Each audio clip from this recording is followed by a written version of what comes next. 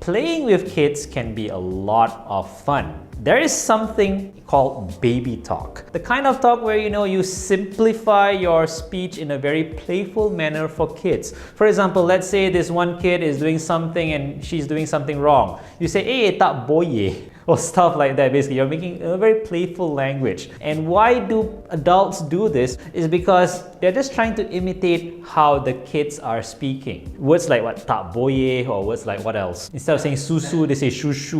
Nak cucu. Or nak cucu. God, it sounds embarrassing. What else? Whatever have you. I don't have a kid yet, so I don't know.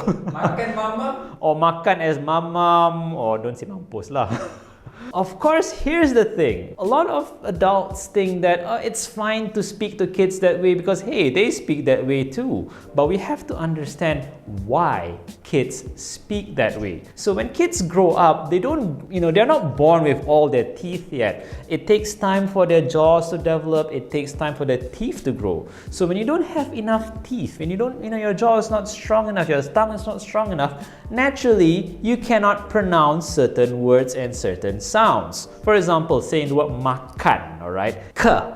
You need a lot of teeth for that. You need some force there. And if kids just have their front teeth, to say makan is quite difficult, all right? So we have no reason to say that unless we have lost all of our teeth, then maybe that's a good reason. But I believe most of us can speak quite normally. So this causes a problem for kids. When we say mamam, they will think that that is the actual word that they should be saying.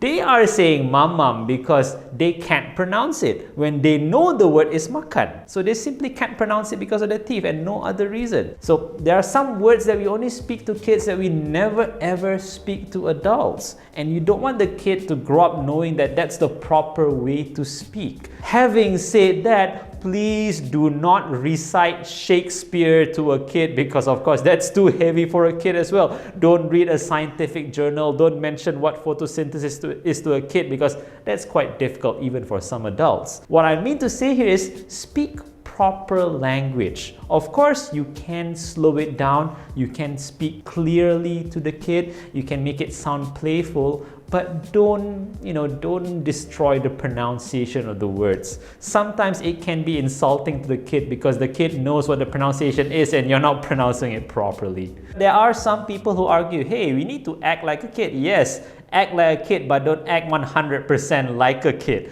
Of course, some parents are worried. Hey, my kid is saying mamam all the time. They just need time because once the brain develops more, once they grow enough teeth, once their jaw becomes stronger, they can pronounce things. Just play along with them. Just enjoy it because kids grow up fast and that moment is very precious. You don't want to miss that. However, if let's say they've exceeded the age of 3 or 4 and they're still saying mamam maybe when they're 6 or 7 years old, you should get them checked.